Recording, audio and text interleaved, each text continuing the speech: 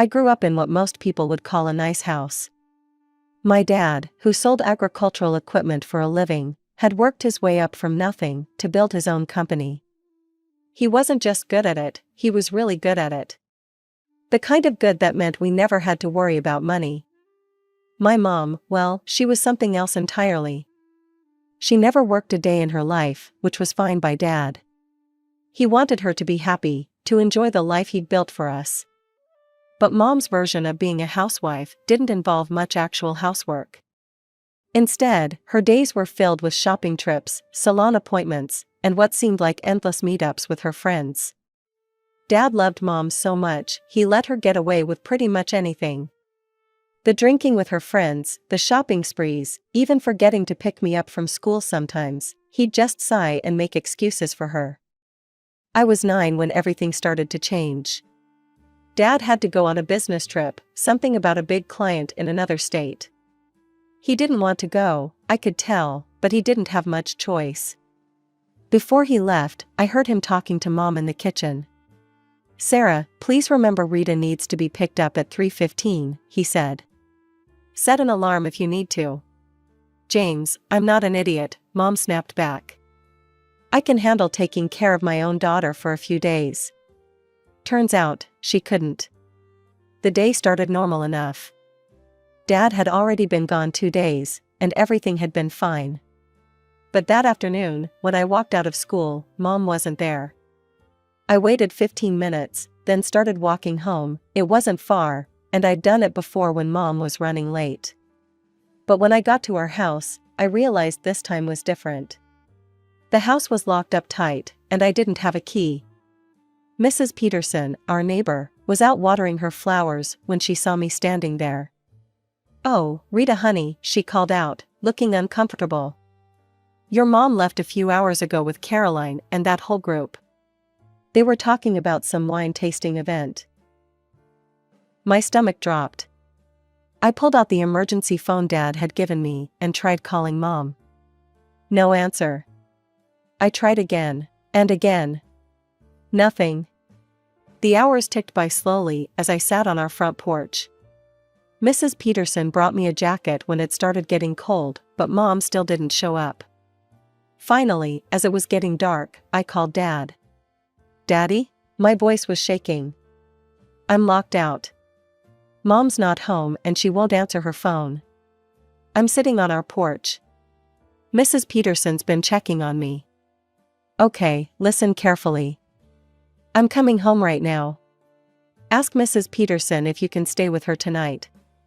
I'll be there as fast as I can drive." Mrs. Peterson made up her guest room for me that night. I could barely sleep, listening for the sound of Dad's car. He pulled into the driveway around 2 a.m., having driven straight through from his business meeting 3 states away. His face was tired but determined as he thanked Mrs. Peterson and took me home. We waited in the living room. Dad tried to get me to go to bed, but I refused. I wanted to see Mom's face when she walked in. It wasn't until 8 a.m., 8 o'clock in the morning, that we heard the familiar sound of Mom's Mercedes pulling into the driveway. She stumbled through the front door, her designer dress wrinkled, her makeup smeared. She smelled like a wine cellar. When she saw Dad sitting in his armchair, her bleary eyes went wide. "James, what are you doing home?" "What am I doing home?" Dad's voice was quiet, but I'd never heard him so angry. "Our 9-year-old daughter spent hours locked out of her house yesterday. She had to stay with neighbors because her mother was too busy partying to remember she exists." Mom tried to laugh it off. "Oh, don't be so dramatic.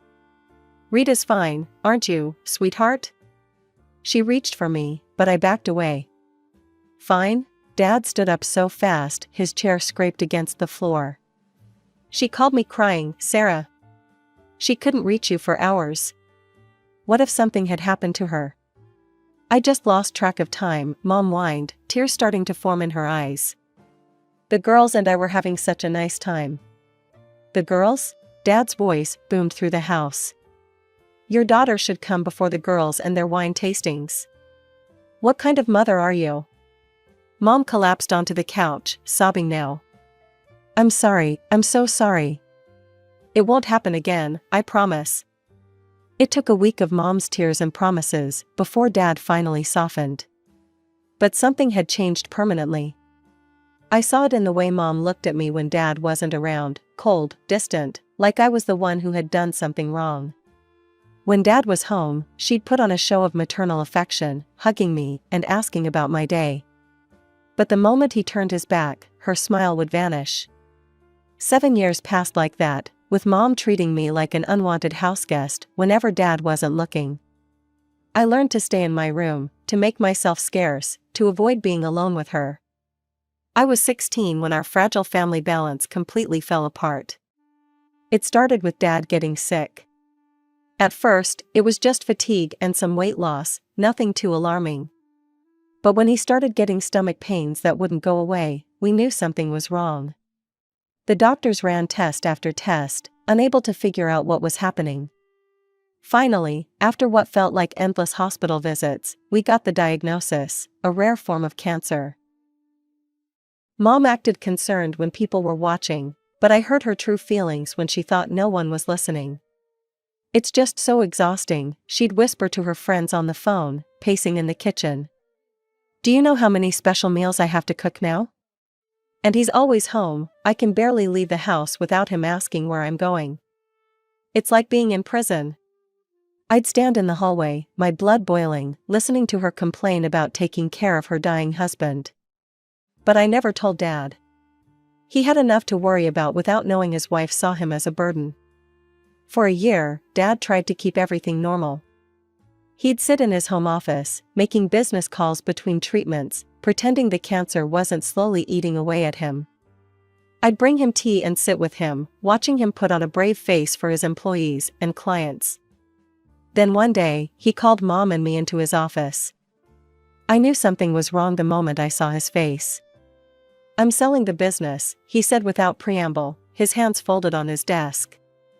The doctors, they've told me I don't have much time left. His voice cracked slightly. Maybe a few months. I felt like someone had punched me in the chest. No, Daddy, no. The tears came instantly, and I couldn't stop them.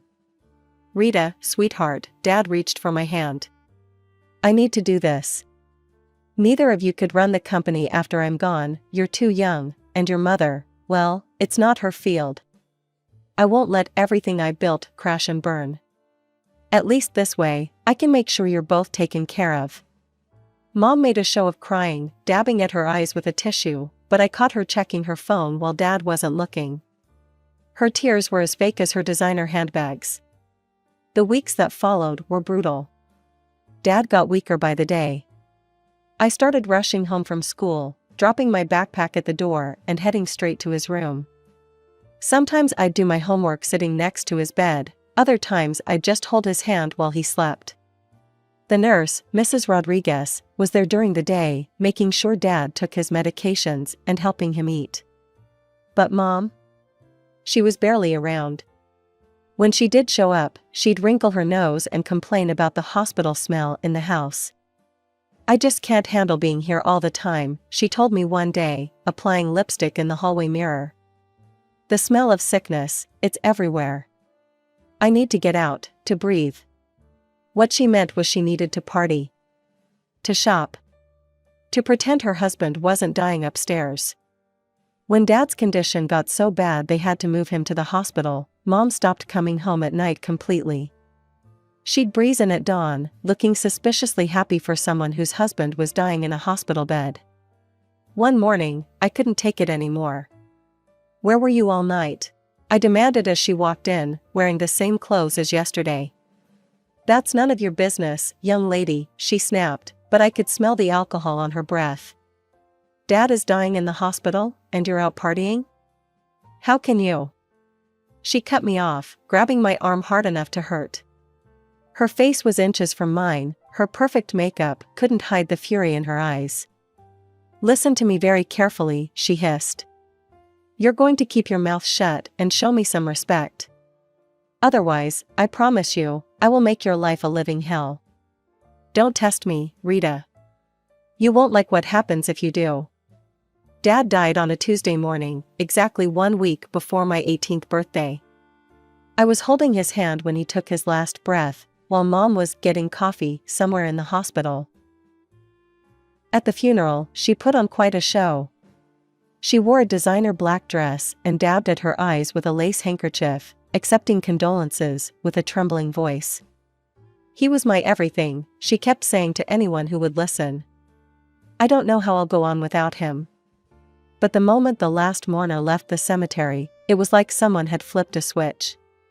The tears dried up instantly, and she was checking her phone, smiling at text messages while we rode home in the funeral car.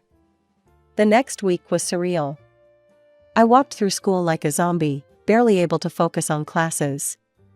My friends tried to comfort me, but how do you explain to people your age what it feels like to lose your father while watching your mother act like she'd just been released from prison? When my birthday came around, I didn't expect much, but I at least thought she'd acknowledge it. She didn't. I didn't even see her that day. She was gone before I woke up and hadn't come home by dinner. My friends took me to a small cafe downtown, bought me a cake, and tried to make me smile. It worked, a little. I ended up staying at my best friend Jenny's house that night, not wanting to go home to an empty house on my birthday. The next morning, I walked into our kitchen to find Mom there with a man I'd never seen before. He looked maybe 35, a good 15 years younger than her, and had his arm wrapped around her waist like he owned the place. "Oh good, you're here," Mom said, not even bothering to hide her annoyed tone. "Rita, this is Brad. My fiance." I stood there, coffee mug frozen halfway to my mouth. "You're what?" "My fiance," she repeated slowly, like I was stupid. "And now that you're here, we need to talk about arrangements." "Arrangements?" The word felt wrong in my mouth. "Yes. You need to leave." She smiled, but it wasn't a nice smile. "Your father is gone now, and all his money is mine. I can finally live the way I want, with who I want." She squeezed Brad's arm. "And that doesn't include having a teenager around." "You're kicking me out?" I couldn't believe what I was hearing. "This is my house too." "No, it's not." Mom marched upstairs and came back dragging my suitcase. She started throwing my clothes into it, not even bothering to fold them. "You're 18 now. I'm not legally required to support you anymore. I want you gone within the hour." "Mom, please." "Don't mom me," she snapped, shoving more of my belongings into the suitcase. "I've done my duty. I raised you. Now it's time for me to be happy." Standing on the sidewalk with my hastily packed suitcase, I felt completely lost. I had no grandparents, no aunts or uncles. Dad was an only child, and Mom's family had cut ties with her years ago for reasons she never explained. With shaking hands, I called Jenny. "Of course you can stay with me," she said immediately when I explained what happened, her voice full of concern and anger on my behalf.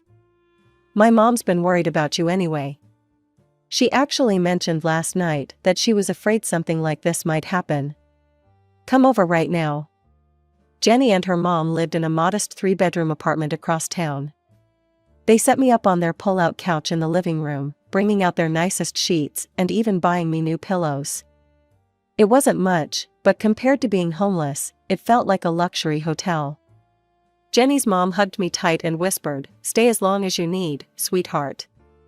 The next week passed in a blur as I threw myself into final exams, trying desperately to keep my grades up even though my world was falling apart. I studied late into the night, partly because I needed to pass, but mostly because it kept me from thinking about my situation. I had no idea what I'd do after graduation. College seemed impossible now that I had no home and no money. Every time I thought about the future, panic would start to set in. Then Mrs. Peterson, our old neighbor, called. "Rita, honey," she said, her voice gentle but strained. "I thought you should know, your mother is planning an engagement party at the house. Next weekend. She's been going all out, ordering catering, hiring decorators, the works." My stomach churned violently. An engagement party? Dad's been dead less than a month. His grave hasn't even settled yet. I know, dear. I'm so sorry. I just thought you should know, since. She trailed off awkwardly. We both knew I hadn't been invited. Hadn't even been told. It's absolutely shameful, she added, anger creeping into her usually sweet voice. I spent the next few days alternating between rage and despair. How could Mom move on so quickly? How could she pretend Dad never existed? While I was still crying myself to sleep most nights, still wearing Dad's old sweater because it smelled like him, she was planning a party to celebrate her engagement to a man young enough to be her son. 3 days after Mrs. Peterson's call, my phone rang again. This time, it was a man identifying himself as Herbert Maxwell, a notary public. His voice was formal but kind, reminding me a little of Dad's business voice. Miss Mitchell, he said, I need you to come to my office as soon as possible. It's regarding your father's will. I've been trying to handle some matters remotely, but this requires your presence. When I arrived at his office downtown, Mr. Maxwell, a kind-looking older man with wire-rimmed glasses and a grandfatherly demeanor, got straight to the point. His office smelled like old books and coffee, and somehow that was comforting. Your father made some very specific arrangements before his death, he said, pulling out a thick folder and adjusting his glasses. The house, all of its contents, and the entire proceeds from the sale of his business, everything has been left to you, Miss Mitchell. Additionally, your father set up a trust fund specifically for your college education. He was very thorough in his planning. Mr. Maxwell reached into the folder and pulled out an envelope. Your father also left this for you, he said, sliding it across the desk. He was very specific that you should read it in private. With trembling fingers, I opened the envelope and unfolded the letter inside. Dad's familiar handwriting made my eyes well up immediately. My dearest Rita. If you're reading this, then I'm gone. I'm so sorry I had to leave you, sweetheart. There's so much I wanted to see, your graduation, your college years, your wedding someday. But life doesn't always give us what we want. What I can give you, though, is protection. I need to tell you something difficult. I've known for some time about your mother's affair. I've known about her lover, about her plans for my money after I'm gone. I heard her on the phone countless times, planning her future, a future that didn't include you. I want you to understand that this isn't revenge. This is me protecting my daughter, the only person who sat with me through my illness, who held my hand without complaint, who loved me unconditionally. Your mother will receive the car and the jewelry I bought her over the years, they're hers. But everything else, the house, the money from my business, everything, it's yours. You can help your mother if you choose to. That decision is entirely yours to make. But I wanted to make sure she couldn't hurt you anymore, couldn't throw you out onto the street or deny you an education. Love always, Dad. I clutched the letter to my chest, tears streaming down my face. Mr. Maxwell politely pretended to be very interested in organizing his papers. When I could speak again, a question occurred to me. Mr. Maxwell, why isn't my mother here for this? He cleared his throat uncomfortably. I tried to reach her multiple times. When I couldn't get through on the phone, I sent a formal letter about the reading of the will. She never responded. Of course she hadn't. She was too busy planning her engagement party, too caught up in her new life to care about anything related to her old one, including Dad's will. I left Mr. Maxwell's office in a daze, the folder of documents tucked under my arm, Dad's letter safe in my purse. When I got back to Jenny's apartment, I told them everything. Jenny hugged me so hard I could barely breathe, and her mom immediately grabbed her phone. This calls for celebration, she declared, pulling up a delivery app. I'm ordering from that fancy Italian place you girls love. Tonight, we celebrate justice being served. The day of Mom's engagement party arrived exactly 1 month after Dad's funeral. I put on my best black dress, the one Dad had bought me for my last birthday, and did my makeup carefully. If I was going to crash a party, I was going to look good doing it. The house was lit up like a Christmas tree, with cars parked all along our street. Music and laughter spilled out onto the lawn. The front door wasn't even locked, Mom never was good about security. I walked right in. The living room was packed with people, most of them Mom's wine-drinking friends, all dressed up and holding champagne glasses. Brad's friends were easy to spot, younger, trying too hard to look wealthy. The decorations were tasteless and excessive, like everything Mom did. She'd even taken down Dad's photos from the walls. Mom spotted me first.